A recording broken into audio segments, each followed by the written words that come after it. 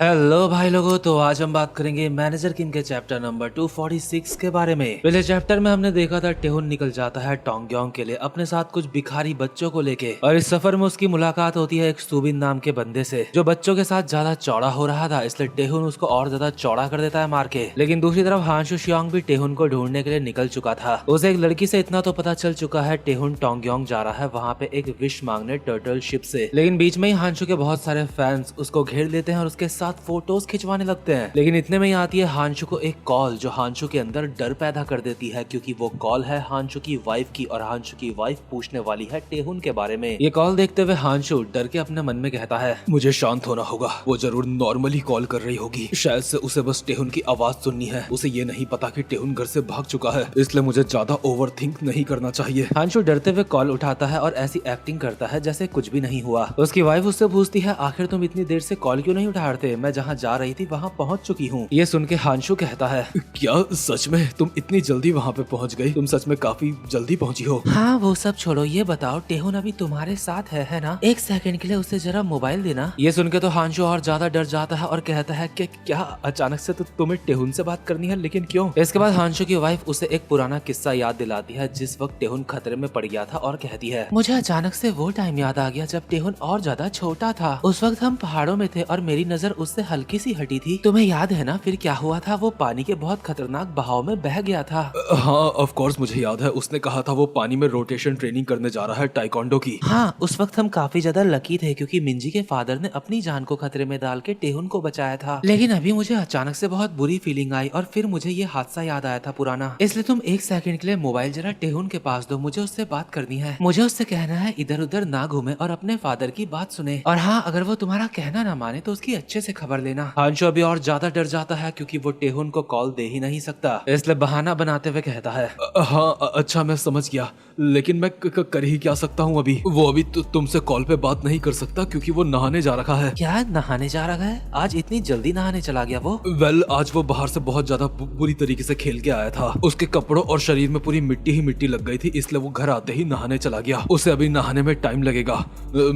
तुम ये बताओ मैं क्या बोलूँ उसको? मैं उसे क्या बोल दूँ कि मॉम तुम्हारी चिंता कर रही है? हाँ ठीक है, उसे बोल देना उसका होमवर्क अभी बाकी है, उसे उसकी वर्क बुक के पेज 42 तक पूरा काम निपटाना है। लेकिन दूसरी तरफ टेहुन काम तो सुबिन का निपटा रहा था, यानी वही लौंडा जो बच्चों से पैसे मांग रहा था जबरदस्ती। टेहुन हवा में जंप करके सुबिन के मुंह पे एक लात बजा के उसको पीछे फेंक देता है। दूसरी तरफ हांशु अपनी वाइफ को कहता है, ठीक है मैं ये सारी बातें टेहुन को बोल दूंगा, मैं तुमसे बहुत ज्यादा प्यार करता हूँ, बाय, अब मैं बाद में बात करूंगा। कॉल कट होते ही हांशु बहुत ही ज्यादा राहत की सांस लेता है क्योंकि अभी अभी वो एक तूफान से बचा है, और अब अपने फैंस के साथ फोटो खिंचवाना छोड़ के जिस लड़की ने उसे टेहुन के बारे में बताया था वो उस लड़की से पूछता है, क्या मेरे बेटे ने टोंगयोंग के बारे में और उसने जो विश मांगनी है उसके अलावा कुछ और बताया था, जैसे कि वो पहले कहाँ जाएगा, क्योंकि हांशु शियोंग को अंदर से ये पूरा विश्वास है उसका बेटा सीधा तो टोंगयोंग नहीं जाएगा, उसका बेटा बीच में बहुत बड़ा कांड बैठाने वाला है और उसकी जर्नी काफी ज्यादा थका देने वाली होने वाली है। और दूसरे सीन में भी कुछ ऐसा ही चल रहा है। टेहुन जब सुबिन के लात मार के उसको नीचे गिराता है, ये देख के भिखारी बच्चे बहुत ज्यादा खुश हो जाते हैं और टेहुन की तारीफ करते हुए कहते हैं, क्या तुम सच में एक एलिमेंट्री स्कूल के बच्चे हो? तुम तो बहुत ज्यादा अमेजिंग हो, तुमने तो शुबिन जैसे हरामखोर को भी हरा दिया, वो बहुत ज्यादा ताकतवर था। लेकिन इतने में ही कुछ देर पहले शुबिन जिस बंदे के साथ जुआ खेल रहा था और हार रहा था वो टेहुन के पीछे से आ जाता है और टेहुन की कमर में एक डंडा मार के उसको नीचे गिरा के कहता है, तू साले हरामजादे छोटे कुत्ते,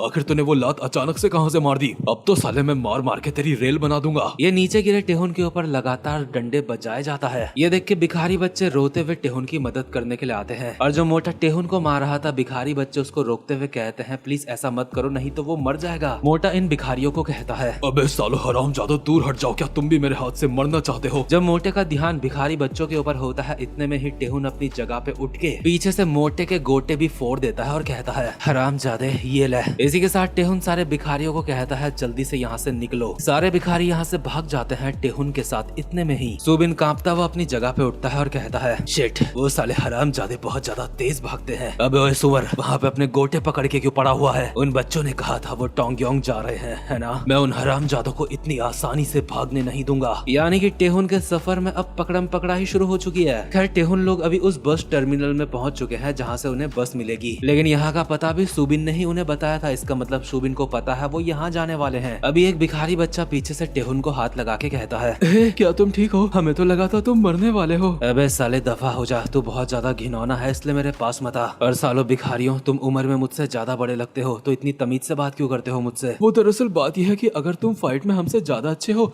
तो तुम हमारे बड़े भाई हुए, और क्योंकि अब हम एक दूसरे के साथ ही हैं, चलो हम एक दूसरे को अपना इंट्रोडक्शन देते हैं। हमारे नाम है टेयोंग पार्क युनवो और। अबे भिखारियों, मैंने तुमसे पूछा क्या? यहाँ से दफा हो जाओ, मुझे तुम्हारे नाम नहीं सुनने। जाके टिकट काउंटर से टोंगयोंग का टिकट लेके आओ या फिर जहाँ का भी मिलता है। इसके बाद टेहुन भी भिखारी के साथ टिकट लेने जाता है, लेकिन हम देखते हैं उनके पीछे भीड़ में शुबिन भी यहाँ पे पहुंच चुका है अपने कुछ बंदों के साथ। शुबिन कुत्तों की तरह इन बच्चों को ढूंढ रहा है और बच्चों को पता चल चुका है, इसलिए भिखारी बच्चा हकलाते हुए टिकट काउंटर में कहता है हमें टोंगयोंग जाना है। बट टिकट काउंटर में बैठी लड़की बताती है तुम डायरेक्ट टोंगयोंग नहीं जा सकते, पहले तुम्हें कहीं और जाना होगा क्योंकि वहाँ की डायरेक्ट बस अवेलेबल नहीं है। इसी समय में टेहुन भी देख चुका है सुबिन लोग यहाँ पे पहुंच चुके हैं, इसलिए कहता है अबे यार क्या परेशानी है, ये तो हाथ धो के पीछे ही पड़ गए, क्या मैं इन सबसे फाइट करूं? इतने में ही भिखारी बच्चे को अभी जो सही लगता है वो टिकट ले लेता है कहीं का, और सारे भिखारी और टेहुन यहाँ से भागने लगते हैं। शुबिन अब भी बाहर कुत्तों की तरह इन्हें ढूंढ रहा है, लेकिन इतने में ही ये बस में बैठ चुके हैं, और क्योंकि बच्चे काफी ज्यादा थक चुके हैं और अभी आराम से बस में बैठे हैं, इसलिए धीरे धीरे करके सबकी आंखें बंद होने लगती हैं। चारों बच्चे बिल्कुल घोड़े बेच के सोने लगते हैं बस के अंदर। और जब बस काफी ज्यादा चल जाती है, काफी देर बाद एक भिखारी बच्चे की आंख खुलती है और ड्राइवर इन बच्चों को कहता है, ए बच्चों,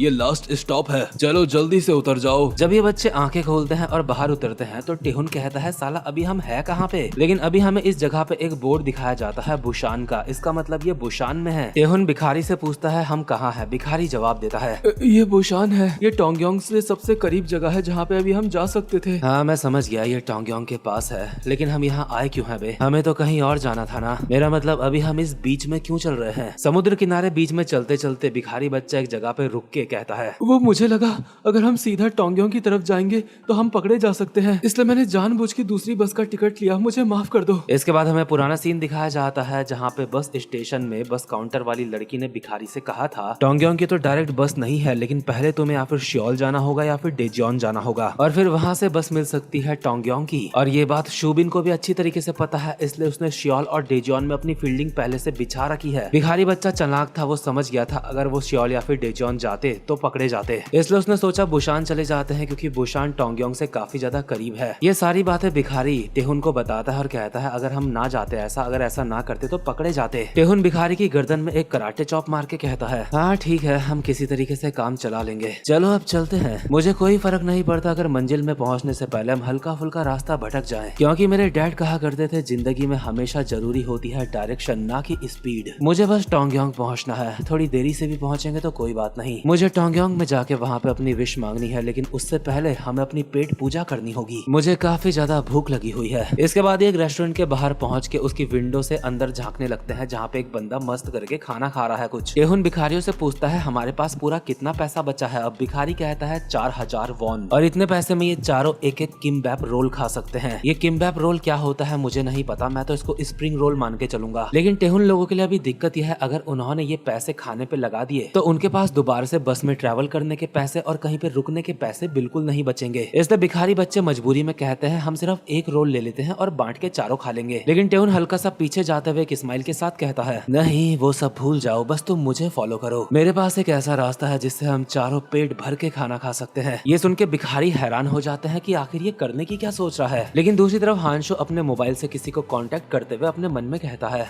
मुझे माफ करना, लेकिन मुझे उस इंसान से मदद लेनी ही होगी क्योंकि मेरे पास ज्यादा वक्त नहीं बचा है। इससे पहले कि ये मामला और ज्यादा खराब हो जाए, मैं जल्दी से जल्दी इसको निपटाना चाहता हूँ। और हांशो कॉल मिलाता है अपने मैनेजर किम को, जिनके पास है फोन मोटा नोला का। यानी कि इस जर्नी में अब मैनेजर किम भी शामिल होने वाले हैं टेहुन को पकड़ने के लिए। टेहुन के पीछे अब हांशो, शियोंग, मैनेजर किम, शुबिन और उसके बंदे आने वाले हैं। और शुबिन अगर गलती से मैनेजर किम और हांशो के पल्ले चढ़ गया तो उसकी हालत खराब है। खैर गाइस, इसी के साथ ये चैप्टर यहीं पे खत्म होता है। उम्मीद करता हूँ आपको आज की वीडियो भी अच्छी लगी हो, और अगर आपने अब तक बेल आइकन को प्रेस नहीं करा तो बेल आइकन को भी प्रेस कर लेना ताकि आगे आने वाली वीडियोस का नोटिफिकेशन आपको मिल जाए। बाकी अब मैं मिलूंगा आपसे अपनी नेक्स्ट वीडियो में, तब तक के लिए मजे करो।